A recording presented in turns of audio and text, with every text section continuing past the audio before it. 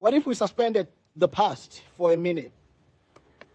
I've just attended a lecture by a prominent opposition leader in a very important African country. He leads the biggest opposition in that country, and he is, for all intents and purposes, the next president of that country in that country's next elections.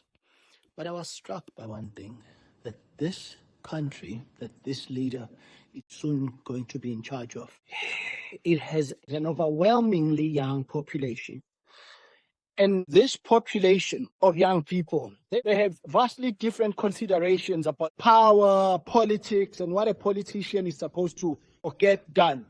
And I was struck by this leader's sense of purpose, optimism. It got me thinking, and this population kind of doesn't care much about the history of the country, who colonized the country, what they did, who oppressed the country, and who was right and who was wrong, and so on and so forth. And there is room for history, yes, but this gave me an idea that is worth considering. What if Africans suspended the past, talking about it, writing about it, for like 1 year even? Like, what if for 1 year we just never spoke about the past, never wrote about the past, and never worked about the past or anything to do with it, and just focused on right now and the future, just for 1 year?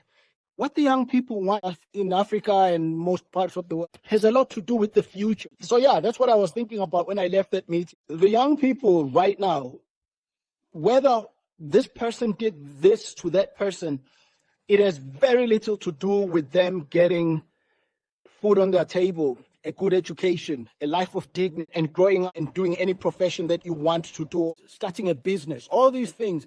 I think the past has been a tree behind which many politicians and leaders and even lady scholars have hidden, much to the detriment of African progress. Or I thought about that when I was looking at this lead of the opposition in this country, that, you know, this leader is going to succeed.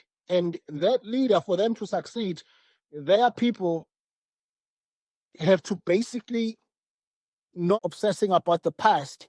And by the success that this leader has already enjoyed, it tells me that the young people in this leader's country have already not been thinking about the past.